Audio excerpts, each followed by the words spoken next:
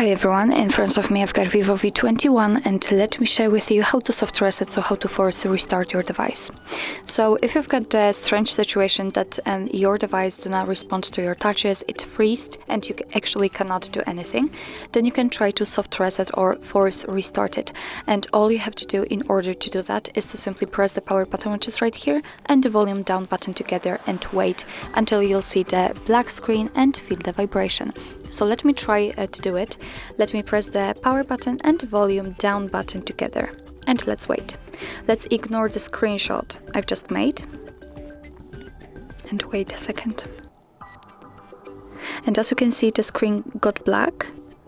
What's more, I felt the vibration, so I can release the buttons.